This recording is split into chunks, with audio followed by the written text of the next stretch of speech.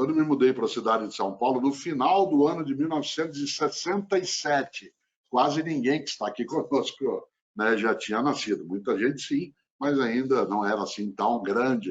Em 1967 eu tinha 13 anos de idade e quando a família se mudou para cá, eu sempre gostei, nos lugares que passava, saber qual era a origem do nome do lugar. Qual é a origem do nome? A primeira vez que eu passei em Tiros, por exemplo, eu queria saber qual era a origem. A primeira vez que eu fui a Curitiba, que é a capital do meu estado, ou estando no Rio de Janeiro. E é claro, Londrina, minha cidade, foi fundada por ingleses e eles o fizeram criando ali o que entenderam como uma pequena Londres, por isso Londrina. Inclusive a estação ferroviária de Londrina, a original, hoje é um museu, porque ela é uma cópia magnífica com o material que veio, né, da Inglaterra para fazer. E eu estou contando isso porque quando eu cheguei em São Paulo, eu queria saber por que a cidade de São Paulo e depois o estado se chamava São Paulo. E aí, quem é paulista ou paulistano tem talvez essa informação. Quem não é, não necessariamente.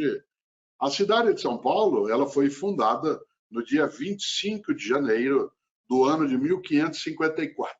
25 de janeiro, no ano de 1554, por dois jesuítas, dois jovens sacerdotes jesuítas, um português, Manuel da Nóbrega, e um espanhol, José de Anchieta, os dois com 22, 23 anos de idade.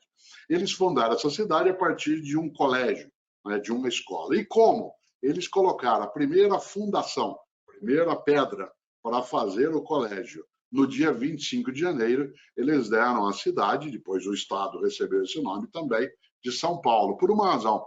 Quem tem alguma formação no mundo cristão sabe que 25 de janeiro é, para os cristãos, a data em que se fala da conversão, a aderência, a adesão ao mundo e à religião cristã de um dos maiores pensadores da história da filosofia, da teologia e, claro, da religião, que é Paulo.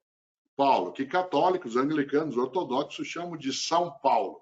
Né? Paulo, cujo nome original, né, era Saul, ou Saulo, diziam alguns, ele não era um cristão, e esse homem, ele tem uma atividade como judeu, no sentido religioso e de nascimento, que era ali, né, no século I, ele tem uma tarefa que é fazer com que os cristãos sejam afastados, entre aspas, se diria agora, um perseguidor, né, de cristãos. E diz a história dos cristãos que um dia esse homem, voltando, né, de Jerusalém em direção a Damasco, na atual e sofrida Síria, ele no caminho, né, ele estava a cavalo e aí ouviu uma voz forte, diz os cristãos, que é: Saul, Saul, por que me persegues? O cavalo se assustou também, ele caiu, mordeu o chão, isto é, comeu poeira. Tem gente que precisa comer poeira para entender um pouco das coisas, isto é, tem que cair para entender o que é que significa. E aí ele caiu do cavalo, que é um outro modo também, né, de aprender as coisas, não é o melhor, mas é um dos modos, e esse homem, dizem que a partir dali, ele aderiu à mensagem cristã e construiu coisas maravilhosas.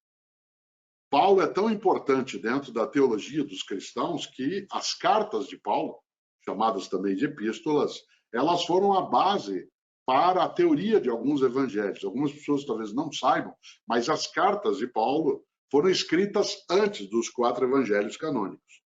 Antes, embora elas apareçam na Bíblia cristã depois, como impressão e disposição gráfica, elas foram escritas antes, algumas delas 60 anos antes da produção final, né, dos evangelhos canônicos. E por que eu estou dizendo tudo isso?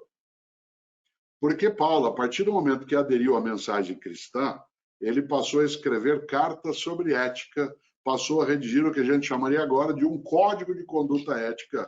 E ele escreveu carta para a comunidade de cristãos em Corinto, em Filipo, em Tessalônia.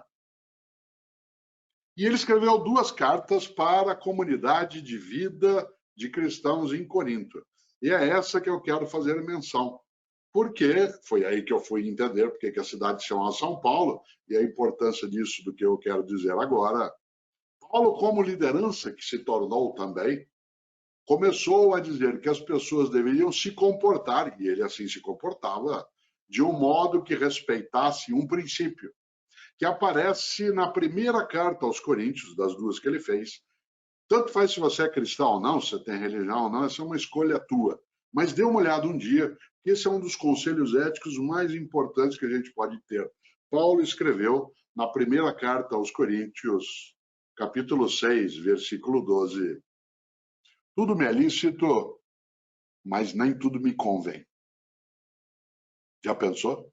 Tudo me é lícito, mas nem tudo me convém. Isto é, eu posso fazer qualquer coisa, tudo me é lícito, mas nem tudo me convém. Eu posso fazer qualquer coisa, mas eu não devo fazer qualquer coisa.